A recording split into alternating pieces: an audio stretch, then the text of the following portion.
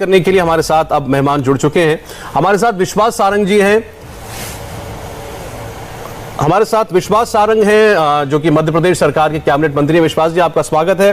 Congress party के leader Akhilesh Pratap Singh ji हमारे साथ हैं। बड़े दिनों बाद अखिलेश जी आपसे बात हो रही है, अच्छा लगा, स्वागत है आपका भी जी। और मानव जायसवाल जी हमारे साथ टीएमसी से हैं। मानव जी, आपका भी बहुत बहुत स्वागत है। उम्मीद करते हैं कोरोना काल में आप सब लोग, सबके परिवार स्वस्थ रहे हो। शुरुआत विश्वास जी आपसे करना चाहते हैं। ऐसा हमें जो संकेत मिल रहे हैं या लोगों की अपेक्षा कह लें, वो ये है कि प्रधानमंत्री वैक्सीनेशन पर कुछ बोलेंगे। क्या प्रधानमंत्री ये ऐलान कर सकते हैं, जो कि बहुत सारे राज्यों की मांग है, कि अब केंद्र सरकार देश में वैक्सीनेशन का जिम्मा उठाए, जिसके संकेत वित्त मंत्री ने भी एक अखबार में खबर छपी है कि उन्होंने दिए हैं कि केंद्र अब देश में वैक्सीनेशन का पूरा जिम्मा उठा सकता है। क्या कहेंगे? देखिए, प्रधानमंत्री जी का क्या उद्बोधन होगा इसके विषय में तो मुझे जानकारी, टाइम हो जाएगा। ये बहुत सारी जगहों से ऐसी खबरें आ रही हैं कि वैक्सीनेशन पर शायद प्रधानमंत्री कोई बड़ी बात कहें। मानव जायसवाल जी, वैक्सीन को लेकर तमाम मुख्यमंत्रियों ने मांग की है। पश्चिम बंगाल के मुख्यमंत्री ने भी ये मांग की कि वैक्सीन अब केंद्र सरकार उपलब्ध कराए, वितरण का काम राज्य सरकार करेंगी। आपको उम्मीद है प्रधानमंत्री इस पर बोलेंगे? पहले तो मैं सभी को नमस्कार करता हूँ, जितने भी हमारे पैनलिस्ट हैं, और आपके माध्यम से मैं पूरे देश को नमन करता हूँ। और जितने भी परिवार वालों ने जो अपने प्रियजनों को खोया है, हमारी संवेदना उन हर परिवार वालों के साथ है। और जहाँ तक सर बात है, आज जो हमारे प्रधानमंत्री हैं उनकी एक स्टेटमेंट आने वाली है, स्पीच आने वाली है, हम काफी अपेक्षित हैं। लेकिन सबसे बड़ी बात है सर, हो सके वो हिंदुस्तान के लिए और कोविड के लिए संज्ञान लेते हुए वो कुछ बोले, ना कि मन की बात करें।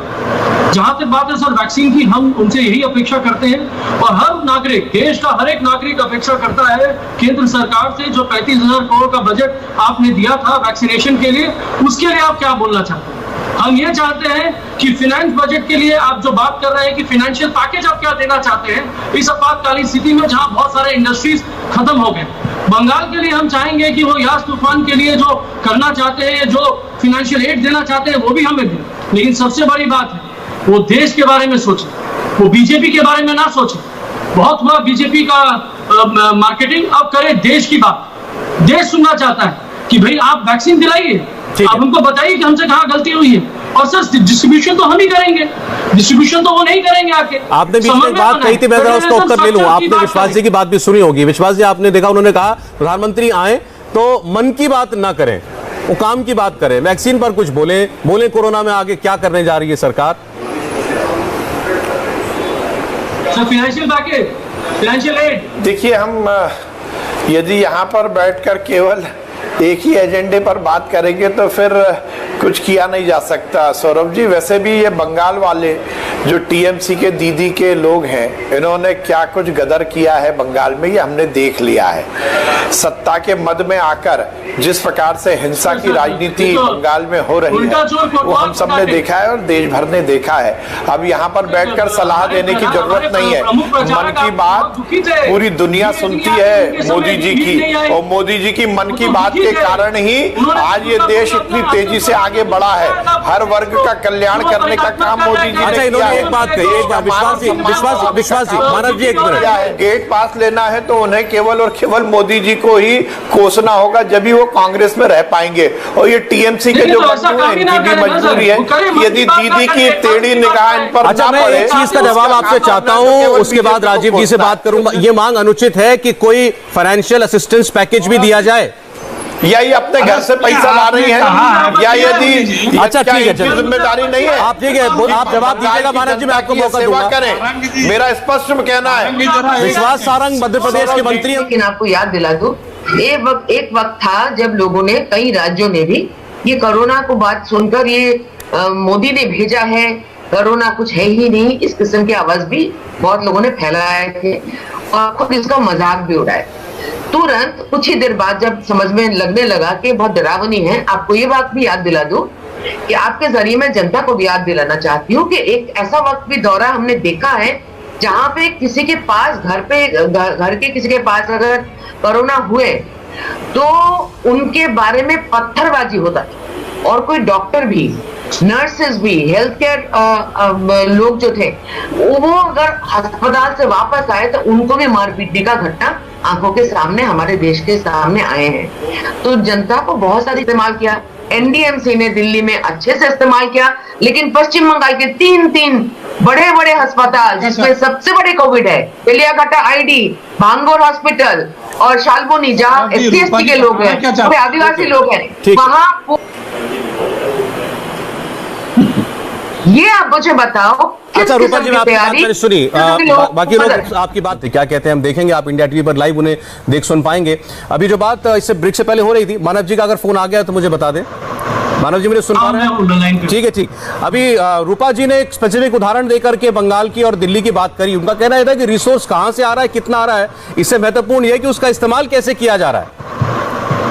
सही बात है सर, मैं रूपा जी को पहले तो नमन करता हूँ, वो लेट ज्वाइन करी हम लोगों को। बहरहाल सर, उनको आइडिया नहीं है कि किस तरीके से हम लोग टायरलेसली काम कर रहे हैं हमारी नेत्री ममता बनर्जी के ममत्व का जो सपना है उसके साथ। इनको पता नहीं है कि हमने वैक्सीनेशन ऑन व्हील्स जारी करी किसके लिए, जो वेजिटेबल वेंडर्स हैं, जो मछली बाजार में रहते हैं, कि भैया वो अपने दिनचर्या को नष्ट ना करते हुए, अपने गृहस्थ जीवन को संपन्न करते हुए वैक्सीन भी ले। तो उनके पास वैक्सीन पहुंच रहे। सर KMC ने स्टार्ट करी, ये इनको ज्ञान नहीं होगा। सर हमने 450 से ज्यादा पैरामेडिक्स को यूज किया है हमारे 144 कॉर्पोरेशन वार्ड्स में, उनको ट्रेन करी है, ये इनको ज्ञान नहीं होगा।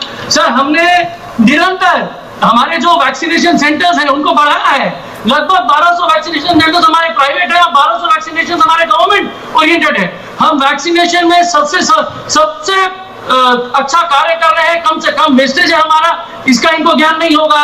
इक्का दुक्का जो केसेस आता है सर, हर कोई का 100% तो सिक्योरिटी होता नहीं है, इनको ज्ञान नहीं होगा। लेकिन ये बात नहीं करेंगी कि भाई लाशों का अंबार जो गंगा में चल रहा था उसके लिए बोले इनको टिप्पणी देने, ये भी तो देशभक्त है, हम भी देशभक्त हैं, ये भी देशभक्त है। इनसे पूछिए 5 लाशों को एक साथ जलाया गया, उसके लिए ये क्या टिप्पणी देंगी?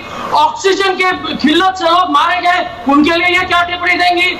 इनको प्रॉब्लम क्या है? इनको प्रॉब्लम है कि जिस तरीके से बीजेपी हारी है और अभी भी ये देश की बात नहीं कर रहे हैं, इनको अपनी राजनीति को सेकना है। चलिए ठीक है, मैं जवाब दे रहा हूं आपकी बात का। अवसर खोजने वाली जो सरकार है, सुनिए सर, आपका में अवसर खोजने वाली जो सरकार है वो है बीजेपी। हम नमन करते हैं हमारे प्रधानमंत्री जी का, हम उनको रिक्वेस्ट करते हैं वो आए और देश को संज्ञान लें कि भैया देश में क्या चल रहा है। ठीक है मानव जायसवाल जी, एक मिनट, आपने रूपा जी का नाम लेकर कई बार कहा, उनको जवाब देने दीजिए। अब जरा जवाब सुन लीजिए, रूपा जी बोलिए।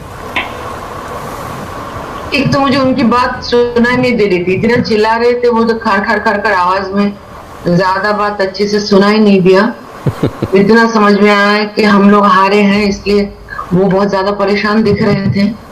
तो ऐसा परेशान नहीं होना चाहिए। नहीं दीदी, हम नहीं बोल रहे थे, हम बोल रहे थे आपको आइडिया नहीं। उनको तो खुश दिखना चाहिए कि हम लोग हार गए, वो जीत गए।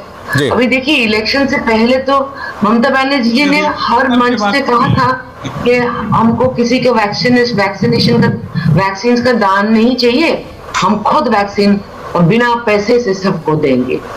तो अभी वो बोलने से पहले तो भूल गई थी कि उनके एक्सचेकर में